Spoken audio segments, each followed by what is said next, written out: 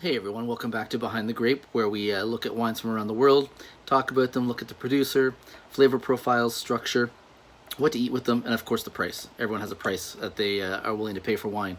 And we'll look at all ranges.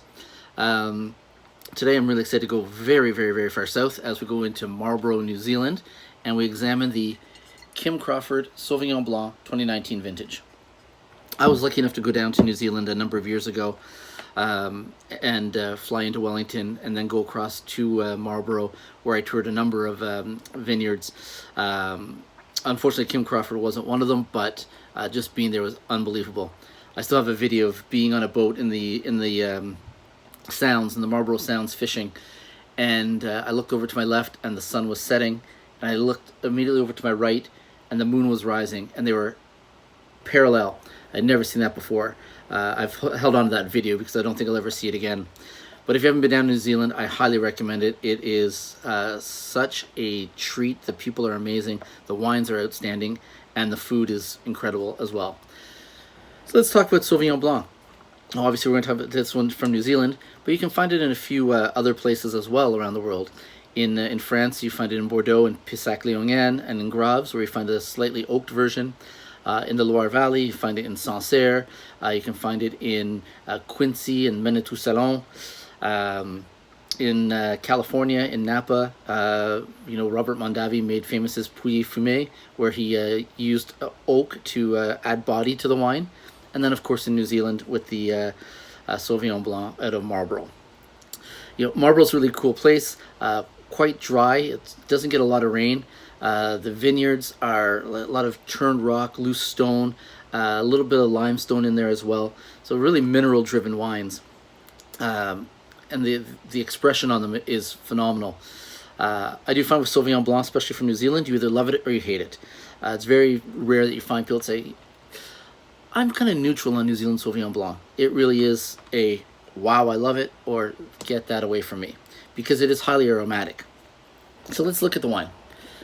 This is a really pale straw colored wine.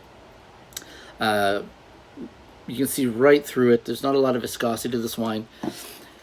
For me, this wine, it's all about the nose and the palate. So right away, high intensity of aromas. There's citrus is the first thing that pops into mind, like crushed lemon zest and pith and peel. A little bit of lime in there as well, like that lime peel.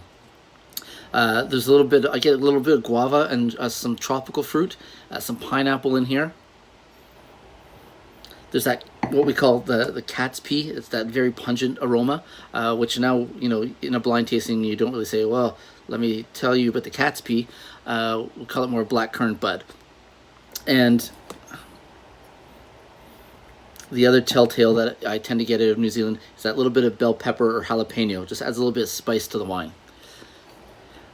There are some white florals, not really delicate.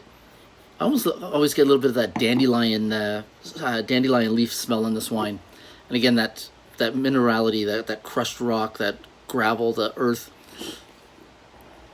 And no oak. This wine, again, is this particular style of wine from Kim Crawford. This is an unoaked Sauvignon Blanc. So let's taste it.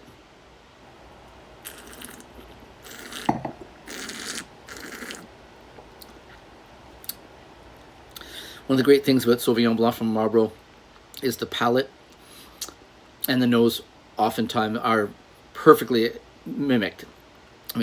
Right away, I've got the lemon, it's almost Meyer lemon, lemon juice, lime and lime juice and peel and skin.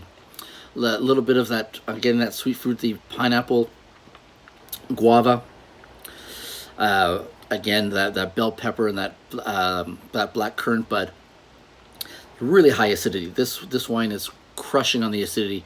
It just keeps coming, and my mouth just keeps salivating. But 12.5% alcohol, so it's not really overpowering. Super long finish. It's still releasing back here. Now I'm actually picking up little orange zests and more of that. Again, those citrus notes are just lingering in the back of my palate, which are unbelievable. Incredibly balanced wine.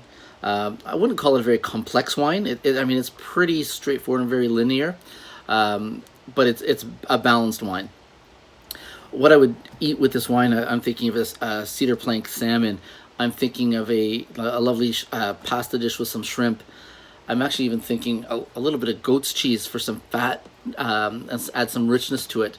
Even if it was a green salad with a lot of goat's cheese spread in there, on a guess again on a day like today where it's almost 40 degrees, unbelievable.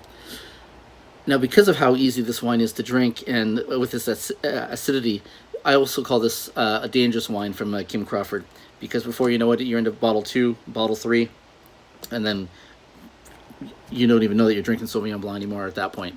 But a delicious wine. It's available in vintages here in Ontario, $16.95. To be quite honest with you, I would easily pay I'd pay up to $25 for this wine, because it really does deliver everything that I want in my Sauvignon Blanc. It's clean, it's crisp, it's refreshing, it's got great acidity, great with food, and a solid producer. People like Kim Crawford, they look back into the 1980s and really thank the guys at Cloudy Bay, because if it weren't for Cloudy Bay, we may not have Sauvignon Blanc from New Zealand as we know it today. Say what you will about Cloudy Bay, but they were the front runners that made it possible for producers like Kim Crawford to really enter our marketplace. So if you're looking for a great wine on a hot summer's day, take a look at Kim Crawford Sauvignon Blanc, your LCBO vintages selection. I know in Alberta it's readily available as well, and pretty much it is across the country, but for this marketplace, vintages LCBO, $16.95. Get out there and try some Sauvignon Blanc. Enjoy. Cheers.